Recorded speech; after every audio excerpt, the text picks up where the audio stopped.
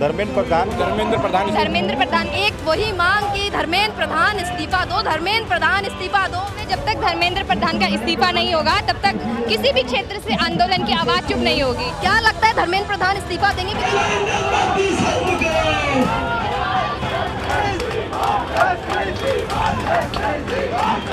अब तो लोग प्रधानमंत्री नरेंद्र मोदी का भी इस्तीफा मांगने लगे। मोदी जी का बयान देखा था, वो इतने दिनों के बाद आ रहा है तो वो घबराए हुए हैं। लाठियों में कील लगी हुई थी और उससे बच्चों को मार रहे थे। अगर मैं कहता हूँ दोनों तरफ से गलती है, आप सरकार सामने फ्रंट फुट में क्यों नहीं आ रही?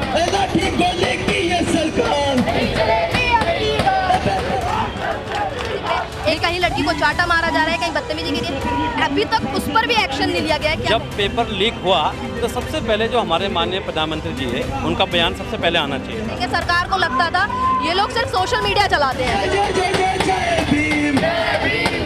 ये सरकार आज एकदम तानाशाही पे उतर आई है, इनको लगता है हम कुछ भी कर सकते हैं। हमने नई सरकार को चुन करके इसलिए नहीं भेजा है कि आप जो है पुराने लोगों से कंपेयर करेंगे। मन की बात मेरे आज तक समझ में नहीं आया। वो कौन सी मन की बात कहते हैं कि किसी के समझ में ही नहीं आती है। अरे मन की बात तो ये थी तो इस्तीफा कर देते, कहीं ना कहीं ये पूरा सरकार का गिरना मत ही माना जाता है, इसलिए सरकार इतनी अडिग है कि जिस ओर जवानी चलती है उस ओर जमाना चलता है। जवानी अभी आक्रोश में है, आंदोलन में है, परिवर्तन चाहती है।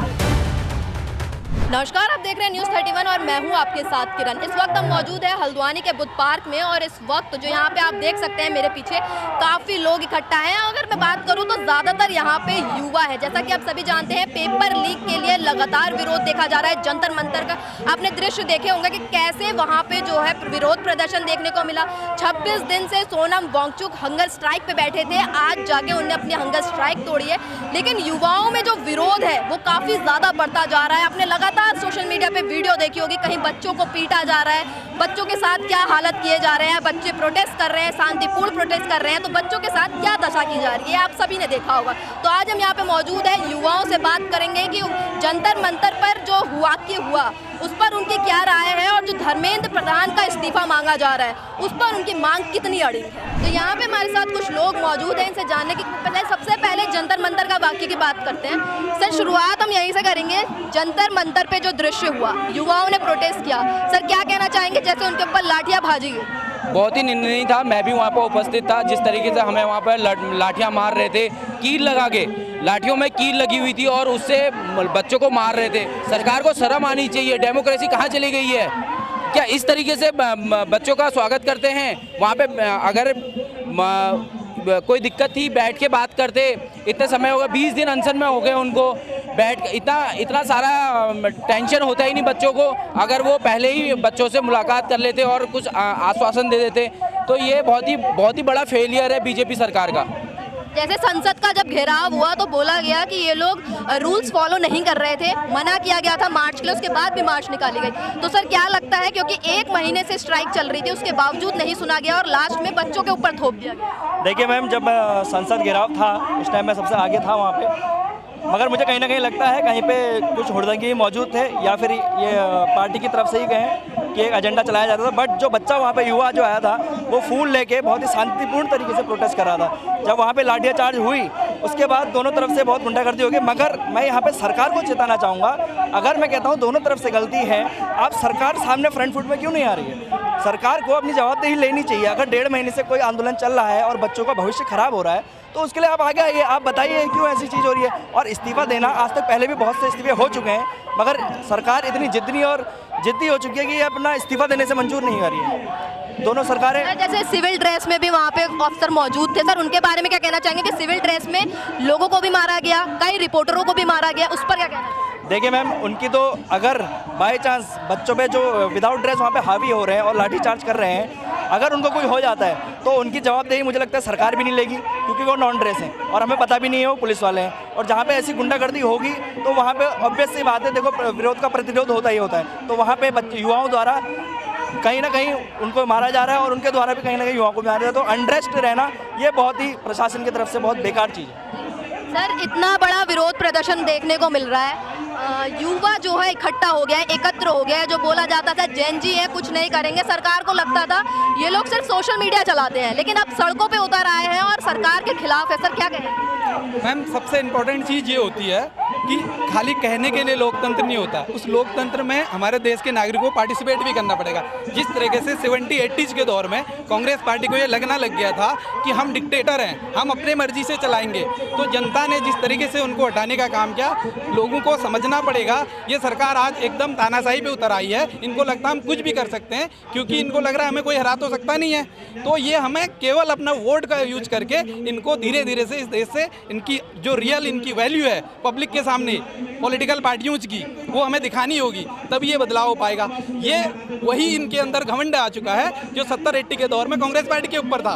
उनको भी लगता था, उन्होंने इमरजेंसी जैसी चीज़ें हमने 1975 में देखी, ये उसी दौर में आज भारतीय जनता पार्टी पहुंच रही है और उनको इसका जवाब जरूर मिलेगा। एक किसी भी चीज़ की एक लिमिट होती है, इन्होंने वो लिमिट भी आज क्रॉस कर दी। एक लोकतांत्रिक देश है ये, यहाँ पे जनता की आवाज़, ये अपने एक उनका मौलिक अधिकार है कि वो शांतिपूर्ण तरीके से वहाँ पे प्रोटेस्ट कर सकते हैं। आप उनको कुचल नहीं सकते हो, आप संविधान, आप लोकतंत्र की हत्या करने पे उतार। शुरू से प्रोटेस्ट होते हुआ है कभी किसी चीज़ के लिए, आज जो हम यहाँ पे खड़े हैं प्रोटेस्ट की देन ही है जो आज हम आज़ाद हैं। तो सर प्रोटेस्ट करने से रोका जा रहा है, बच्चों की आवाज़ दबाई जा रही है। और मैं बात करूँ तो एक नैरेटिव ये भी फैलाया जा रहा है कि इसमें जो, जैसे अगर मैं बात करूँ कॉकरोच जनता पार्टी है, या फिर कुछ लोग ये कह रहे हैं कि ये पार्टी के थ्रू किया जा रहा है, इसमें युवाओं की भागीदारी नहीं। देखिए, चाहे कॉकरोच पार्टी हो चाहे कुछ हो, हम उनको डायरेक्टली किसी को सपोर्ट नहीं कर रहे। जो जनता जो बच्चों के हित में बोल रहा, हम हर उस पार्टी के पक्ष में हैं। भारतीय जनता पार्टी उनके ऊपर काम करे, हम उनका भी शुक्रिया करेंगे कल को। हमें किसी कांग्रेस पार्टी या आम आदमी पार्टी से नहीं मतलब है, हमें उन छात्रों के हित के बारे में बात करने वाला आदमी चाहिए, वो कोई भी क्यों ना हो, वो कांग्रेस पार्टी हो, वो चाहे कांग्रेस पार्टी हो, वो आज अच्छाई के लिए बोल रहे हैं ना, तो हम उनके साथ रहेंगे। बिल्कुल सर, सत्ता में जो है उसकी जिम्मेदारी है कि जनता की आवाज़ सुनना। सर इतना बड़ा प्रोटेस्ट हो रहा है, क्या कहना चाहेंगे इसके बारे में, क्योंकि इतना बड़ा प्रोटेस्ट होने के बावजूद भी कॉलेज में पेपर लीक हो जाते हैं। पहली बात तो मेरा ये मानना है कि प्रोटेस्ट तो होना ही नहीं चाहिए था।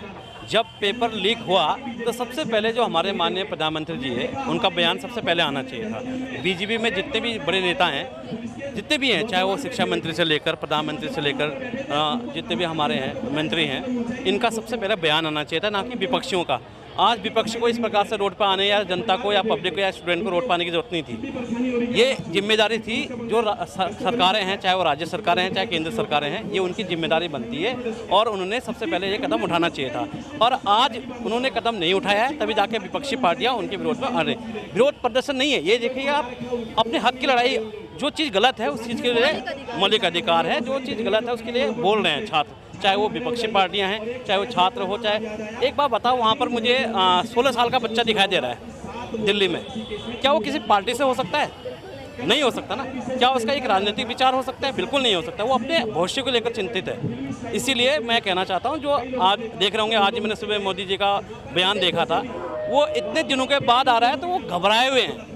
अब उन्हें लग रहा है कि बात संभल नहीं सकती है, तो आज वो घबराहट में बयानबाजी कर रहे हैं। जो अब सीधी सी बात है, उन्होंने ये बयानबाजी आज देने के बजाय जिस दिन पेपर लीक हुआ था उसके दूसरे दिन बयान आ जाना चाहिए था उनका, तो ये इतना बड़ा मुद्दा नहीं बनता। जबकि उनको सामने आकर, वैसे तो वो प्रचार, जब आपने देखा होगा पहले 2014 में जब वो बनने थे, हर बच्चों के पास जाते थे, बच्चों की बातें सुनते थे, मन की बातें करते हैं वो। क्या उनका इतना बड़ा दायित्व तो नहीं बनता है कि वो पब्लिक में आकर बच्चों को समझा सकते हैं? ऐसे तो है नहीं कि बच्चे उनके ऊपर हमलावर हो जाते।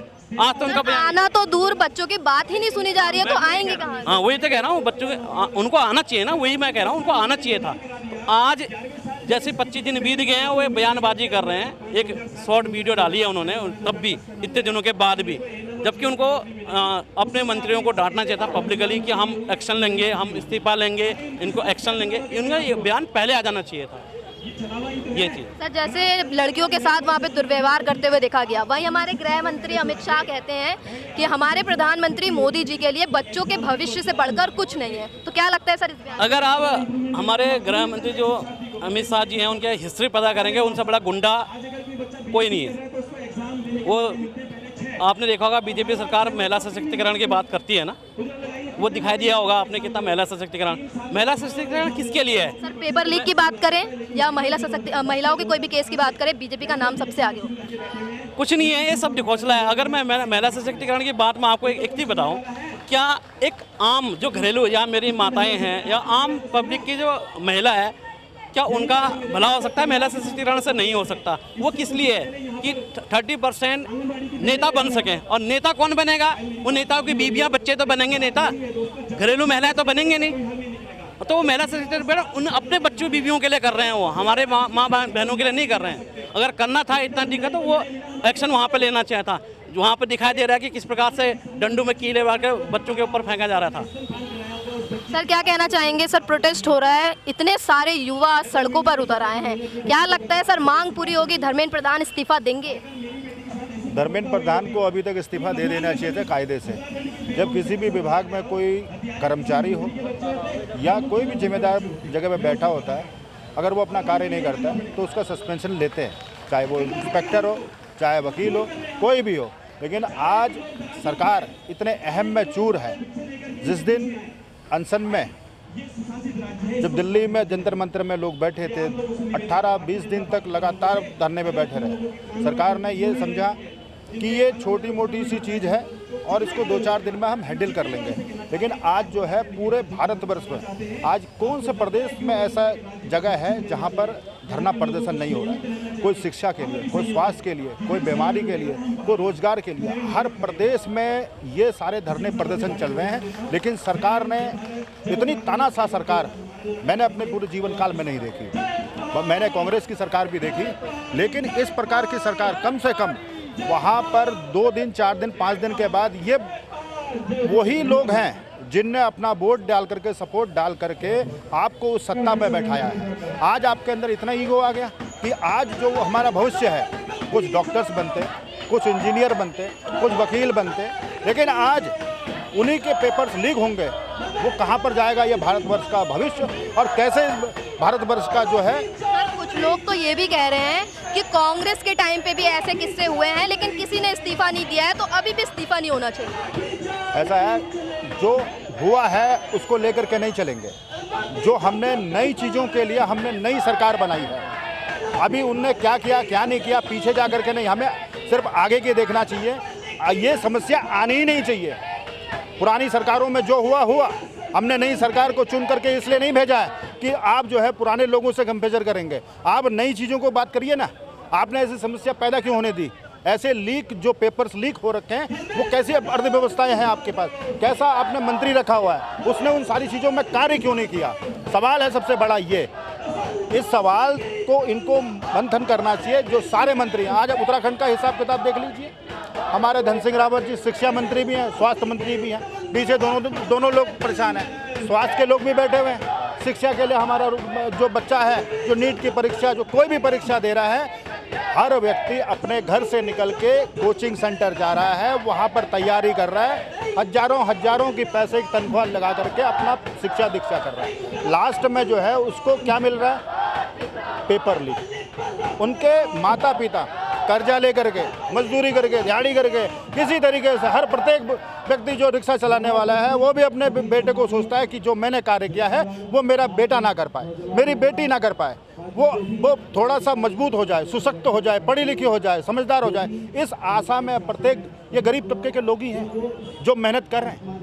आप देख लीजिए, किसी भी मंत्री के बच्चे को देख लीजिए, क्या भारत में कोई शिक्षा ले रहा है?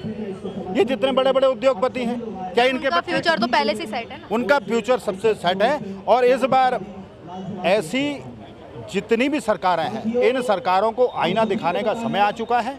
और आज मैंने कल देखा नरेंद्र मोदी जी मन की बात मेरे आज तक समझ में नहीं आया वो कौन सी मन की बात कहते हैं कि किसी के समझ में ही नहीं आती है। अरे मन की बात तो ये थी कि जो बच्चा पढ़ लिख करके सारी चीज़ें करके जो फीस परीक्षा देने जा रहा है वो लीक हो जा रहा है। आपने कभी जिक्र नहीं किया। अमित शाह हमेशा जुमलेबाजी करते हैं, कह रहे 15 लाख देंगे, ये देंगे, वो देंगे। आप कहेंगे सारी चीज़ें ये हमने प्रॉपर वे में काम कर रखी है। कोई भी आप ये देख लीजिए, पेट्रोल मंत्री अब इथेनॉल मिला करके लोगों का हजारों की गाड़ियों को ख़राब कर दिया गया है। उनकी कौन जवाबदारी देगा? कभी ये मीडिया पे आकर के कभी इनने प्रेस कॉन्फ्रेंस की, कभी किसी ने जवाबदारी दी?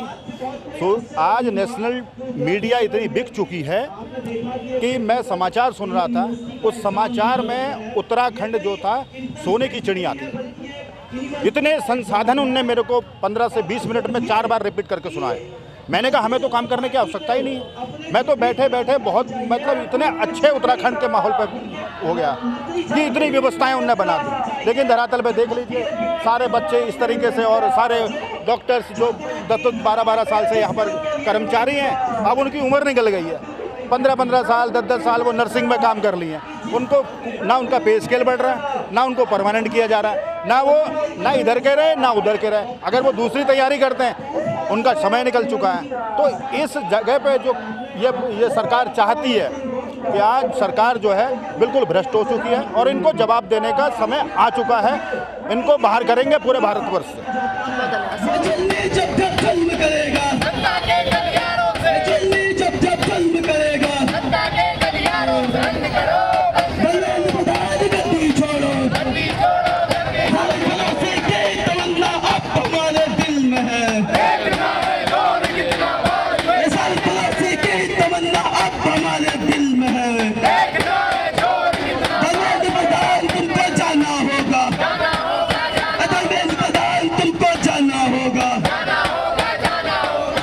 लगातार जो है हमने विरोध प्रदर्शन देखा, शांतिपूर्ण तरीके से जो है बच्चे विरोध प्रदर्शन कर रहे थे, हाथों में फूल थे, तिरंगे थे, लेकिन उसके बावजूद उनके साथ जो है लाठीचार्ज किया। काफ़ी षड्यंत्र जो है वो भी वीडियो में देख रहे हैं। तो सर मैं आपसे जानना चाहूँगी, जैसे बच्चे थे वहाँ पे, युवा थे, जब प्रोटेस्ट किया गया उनके हाथ में फूल थे, झंडे थे, लेकिन एक ही बार अचानक ऐसा हुआ कि जो प्रोटेस्ट था वो आक्रामक हो गया, लाठीचार्ज होने लगे। तो सर क्या कहना चाहिए? जी बिल्कुल, सरकार का जो वर्तमान रवैया है, जो तानाशाही सरकार ये इस समय दिखा रही है, इसमें आप देख सकते हैं कि वहाँ पर जो छात्र थे, युवा थे, वो आतंकवादी तो नहीं थे, वो कहीं ना कहीं अपने हक अधिकारियों की पढ़ाई की मांग कर रहे थे।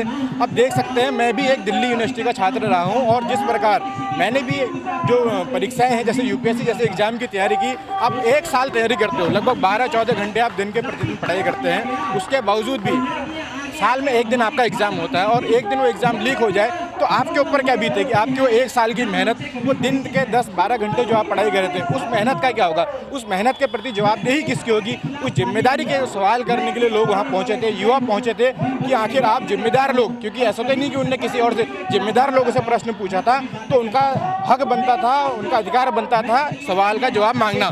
और सरकार का वहाँ पर जो अपने आप से निर्णय था वो कहीं ना कहीं असंवैधानिक था और इस तरह उन बच्चों पर लाठीचार्ज करना पूरा संविधान का बहिष्कार है और संविधान के खिलाफ ये लोग जा रहे हैं। और इस प्रकार जो ये सरकार रवैया दिखा रही, से लगता है कि सरकार डरी हुई है, ये युवाओं से डरी हुई है। और उसके बाद आप देख सकते हैं माननीय प्रधानमंत्री या अन्य जो भी हैं, ये लीपापोती करते हैं, अपनी जो कथनी करनी है उसके बाद उसको ढकने की कोशिश करते हैं और ये कहने की कोशिश करते हैं कि देखिए किस तरह हम आपके लिए सोच रहे हैं, पर लेकिन ये कहाँ सोच रहे हैं? आज आप मेरे पीछे देख सकते हैं, इतनी यहाँ नर्सिंग की भी महिलाएं हैं और साथ ही साथ जो पेपर लीक वाला मामला है, तकरीबन 2 या 3 आंदोलन यहाँ पर अभी चल रहे हैं। तो क्यों आखिर लोगों को सड़कों पर उतरना पड़ा है? कहीं ना कहीं मजबूरी है, क्यों आखिर युवाओं को सड़कों पर उतरना पड़ रहा है? ये मुझे लगता है कि इस प्रदेश में, इस देश में जिस प्रकार जो वर्तमान सरकार है वो मोनोपोली यानी कि तानाशाही पर उतर गई है और ये तानाशाही तब तक चलती रहेगी जब तक हम इसका पुरजोर विरोध नहीं करेंगे। शुरू से ही जो पहली मांग थी वो धर्मेंद्र प्रधान के इस्तीफे की थी, तो क्या लगता है सर कि जैसे सरकार जो है बिल्कुल अडिंग हो गई है कि धर्मेंद्र प्रधान इस्तीफा नहीं देंगे, क्या लगता है बच्चों की मांग पूरी होगी? जी, जिस प्रकार जो वर्तमान सरकार है, अगर वो मेरे ख्याल से वो धर्मेंद्र प्रधान इस्तीफा देता तो कहीं ना कहीं पूरी सरकार का गिरना वहाँ पर तय माना जाता, क्योंकि जो वर्तमान सरकार है वो एक विचारधारा पर टिकी है और विचारधारा कहीं ना कहीं वो मनुवाद को लेकर है, वो विचारधारा कहीं ना कहीं तानाशाही को लेकर है, लोकतंत्र की हत्या को लेकर है। वहाँ सिर्फ मुद्दा सिर्फ एक मंत्री के, एक जो क्या कहते हैं शिक्षा मंत्री हैं उनका, उसका क्या कहते हैं जो रेजिग्नेशन है उसके प्रति नहीं, वो पूरी सरकार का झुकना होता, इसीलिए वो सरकार इतनी अडिग है। अगर वो चाहते वो धर्मेंद्र प्रधान इस्तीफा दे सकते थे, क्योंकि इससे पहले भी ऐसा नहीं, पूर्व भी इस्तीफे हुए, उत्तराखंड में जब रमेश पोखरियाल निशंक थे शिक्षा मंत्री, उन्होंने भी क्या कहते इस्तीफा दिया। ऐसा नहीं, जिम्मेदार जो लोग जिम्मेदार हो अपनी जिम्मेदारी निभाने में अगर असफल रहे, असमर्थ रहे तो उनको इस्तीफा देना चाहिए। वही मांग वहाँ पर छात्रों ने भी करी। अगर वर्तमान समय में मुझे लगता है कि वो इस्तीफा कर देते, कहीं ना कहीं ये पूरा सरकार का गिरना तय माना जाता है, इसलिए सरकार इतनी अडिग है। बहुत बहुत धन्यवाद।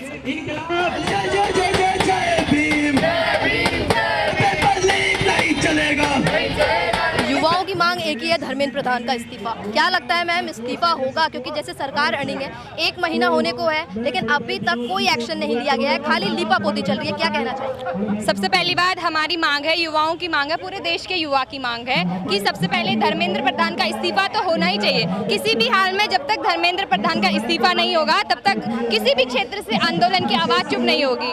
और जिस प्रकार से एक व्यक्ति के लिए संगठन के एक व्यक्ति के लिए देश के इतने युवाओं की आवाज़ को अनदेखा किया जा रहा है, वो कहीं ना कहीं दर्शाता है कि इस सरकार के लिए इसके संगठन के लोगों के अलावा कोई ज़रूरी नहीं है।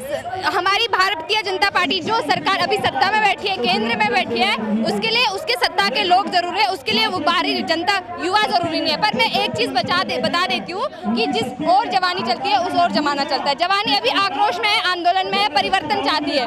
अगर इन्होंने समय रहते धर्मेंद्र प्रधान का इस्तीफा नहीं दिया, शिक्षा व्यवस्था में सुधार नहीं करा, तो ये आंदोलन आज जंतर मंतर है, आज एक स्थान पे है, कल पूरे प्रदेश भर में, देश भर में उग्र आंदोलन होंगे।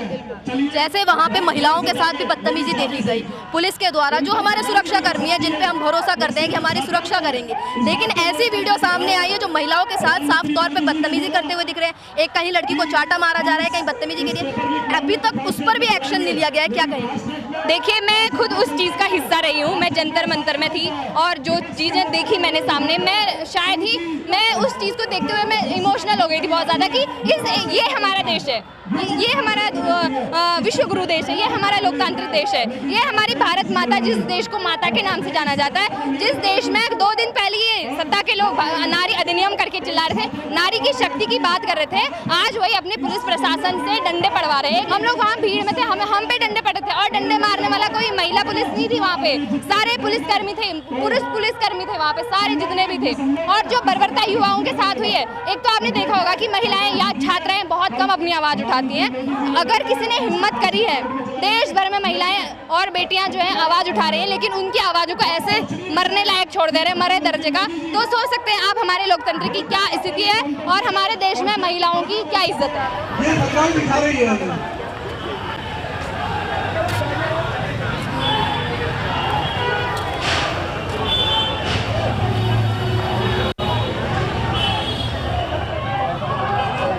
तो देख सकते हैं आप कि कैसे जो है छात्रों और पुलिस के बीच में देखिए गहमा गहमी देखने को मिल रही है। यहाँ पे जो है पुतला दहन का कार्यक्रम जो है रखा गया था, लेकिन जो बुद्ध पार्क में अंदर जो है पुलिस के द्वारा पुतला लाने नहीं दिया गया, जिसके बाद जो है छात्रों और पुलिस में जो है यहाँ पे धक्का मुक्की भी देखने को मिली। आप देख सकते हैं लगातार विजुअल के माध्यम से कि कैसे जो है छात्र लगातार डटे हुए हैं और एक तरफ से पुलिसकर्मी भी लगातार डटे हुए हैं। लगातार नारे लगाए जा रहे हैं कि कैसे जो है सरकार के कहने पर जो यहाँ पे युवाओं की आवाज़ को दबाया जा रहा है। आप देखिए युवाओं की आवाज़ हल्द्वानी में भी अब बुलंद हो चुकी है और आप विजुअल के माध्यम से देख सकते हैं कि कैसे युवा लगातार डटे हुए हैं। उनकी एक ही मांग है कि धर्मेंद्र प्रधान का इस्तीफा, और जब तक धर्मेंद्र प्रधान का इस्तीफा नहीं होता है, लगता है पूरे देश में ऐसे ही हलचल देखने को मिलेगी। आप देख सकते हैं कि कैसे लगातार जो है युवाओं और पुलिसकर्मी के बीच गहमा गहमी देखने को मिल रही है।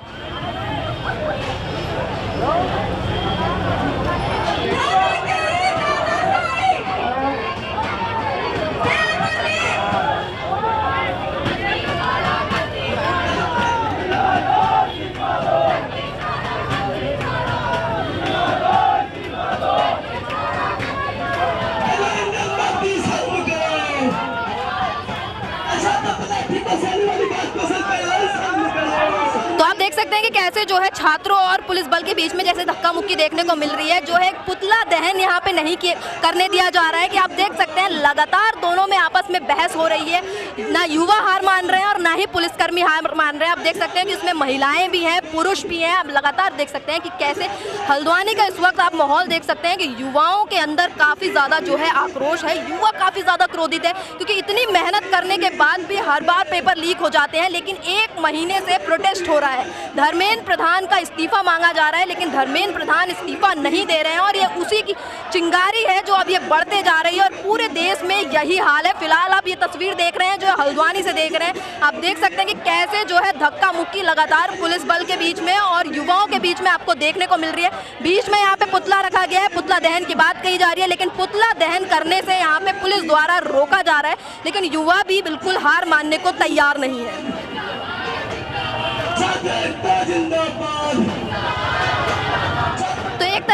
सकते हैं कि यहाँ से रैली निकाली जा रही है। एक तरफ पुलिस और युवाओं के बीच में धक्का मुक्की हो रही है पुतला दहन के लिए। आप देख सकते हैं कि हल्द्वानी में युवाओं का गुस्सा किस चरम पे पहुंच गया है और ऐसी ही तस्वीरें आपको देश के हर कोने से देखने को मिलेगी। कैसे युवा जो है गुस्से में है क्योंकि धर्मेंद्र प्रधान का इस्तीफा जो लगातार मांगा जा रहा है। युवाओं की सबसे पहली मांग यही है कि धर्मेंद्र प्रधान का इस्तीफा, लेकिन एक मंत्री को बचाने के लिए लगातार जो है कोशिशें प्रशासन के द्वारा, पुलिस बल के द्वारा। आप देख सकते हैं कि कैसा दृश्य देश के हर कोने कोने से यही दृश्य आपको देखने को मिलेगा।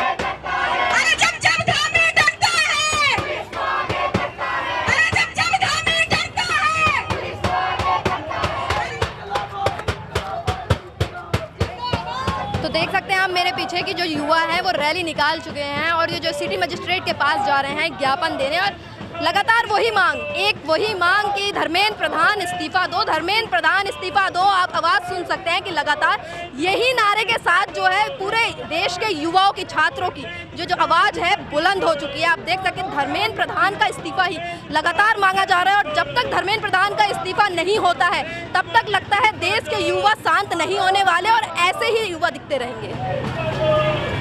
तो सर क्या कहना चाहेंगे, लगातार युवाओं की आवाज़ जो है वो बुलंद होती दिखाई दे रही है, क्या कहेंगे सर? देखिए, जिस तरह सरकार पेपर लीक कर रही है और बार बार उसको रोकने का प्रयास करने के बजाय उल्टा बच्चों के, छात्र छात्राओं के ऊपर लाठी डंडे बरसा रही है, तो बड़ा दुर्भाग्य की बात है। 20 तारीख के प्रोटेस्ट में मैं भी प्रतिभाग करने दिल्ली जंतर मंतर गया था और मैंने देखा कि छात्रों के साथ, वहाँ पर उपस्थित लोगों के साथ दिल्ली पुलिस ने बर्बरता की, उनकी नेम प्लेट भी नहीं लगी हुई थी। ये बड़े दुर्भाग्य की बात है कि लोकतंत्र में जनता मालिक होती है और जिस जनता जब जनता आपसे अधिकार मांगती है, जब आपसे जनता सवाल पूछती है कि आप इसको क्यों नहीं रोक पा रहे, अकाउंटेबिलिटी के बारे में जानकारी मांगती है, तो आप छात्रों के ऊपर लाठी डंडों से बरसात करते हैं, उनके ऊपर आंसू गैस के गोले दागते हैं। तो ये बड़ा दुर्भाग्यपूर्ण घटना है। हम सरकार से मांग करते हैं कि लोकतंत्र में जनता मालिक होती है और जनता क्या प्रतिनिधित्व करने के लिए आपको चुना गया है। सर, जंतर मंतर पे जैसे बच्चों को पीटा गया, आपने यहाँ पुलिस वालों से सवाल नहीं किया गया कि यहाँ भी क्या ऐसे नौबत आएगी? देखिए, हमारी उत्तराखंड की पुलिस, मुझे जहाँ तक लगता है, और खासकर हमारी नैनीताल जिले की पुलिस काफ़ी शांति प्रिय है और वो समझती है युवाओं के दर्द को, क्योंकि उनके बच्चे भी इसी देश में पढ़ते हैं, उनके बच्चे भी यहीं शिक्षा ग्रहण करते हैं। जो मंत्री हैं, जो विधायक हैं, उनके बच्चे विदेशों में पढ़ते हैं और ये पुलिस वालों के बच्चे भी यहीं पढ़ते हैं और आने वाले समय में वो भी नीट का एग्ज़ाम देंगे, वो भी JEE IIT का एग्ज़ाम देंगे। तो ये लड़ाई व्यक्तिगत हमारी नहीं है, ये व्यक्तिगत लड़ाई छात्रों की नहीं है, ये लड़ाई आने वाली पीढ़ी की, भविष्य की है। ये लड़ाई इस देश के युवा छात्रों की है जो अपनी पढ़ाई कर रहे हैं। आप SSC के पेपर लीक कर देते हैं, UK SSC के, आप जो है नीट के पेपर लीक कर देते हैं, आप पटवारी के पेपर लीक, एक भी परीक्षा इस देश में। युवाओं की अभी जो मुख्य मांग है वो है धर्मेंद्र प्रधान का इस्तीफा। क्या लगता है धर्मेंद्र प्रधान इस्तीफा देंगे, क्योंकि 1 महीना हो गया है प्रोटेस्ट करते हुए? देखिए, इस्तीफा तो देना पड़ेगा। लोकतंत्र में हमने उनको एहसास करा दिया, पूरे देश ने मोदी सरकार को ये एहसास करा दिया कि अगर जनता सड़कों पर आएगी तो आपकी कुर्सी बचने वाली नहीं है। तो निश्चित तौर पर हमें यकीन है उसको इस्तीफा देना पड़ेगा, किसी भी हाल में इस्तीफा देना पड़ेगा। अब तो लोग प्रधानमंत्री नरेंद्र मोदी का भी इस्तीफा मांगने लगे हैं, जो सिलेंडर कर चुके हैं। अब तो नितिन गडकरी का भी इस्तीफा मांग रहे हैं, जो स्पेस टेक्नोलॉजी से सड़कों का निर्माण कर रहे हैं और जो एथेनॉल डाल करके इस देश को बर्बाद कर रहे हैं, इस देश के लोगों की गाड़ियों को बर्बाद कर रहे हैं और पूरी तरह से इस देश की व्यवस्था चरमरा चुकी है। और मुझे यकीन है इस देश के युवा जागेंगे और जब युवा जागेंगे, 140 करोड़ की जनसंख्या हमारे देश में है। जिस दिन 50 करोड़ लोग अगर सड़कों पर आ गए, उस दिन सरकार को अपने बोरिया बिस्तर उठा के नेपाल की तरह छोड़ के जाना पड़ेगा। बहुत बहुत धन्यवाद सर।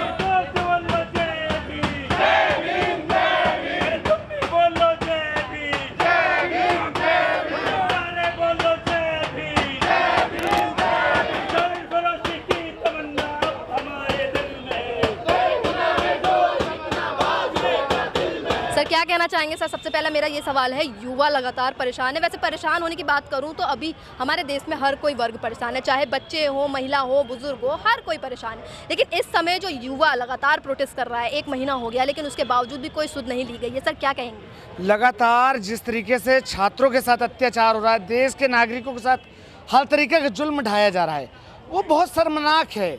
अच्छे दिन के सपने दिखाए थे, देश के बुरे दिन आ गए, छात्रों को दौड़ा दौड़ा कर आतंकवाद की तरह पीटा जा रहा है।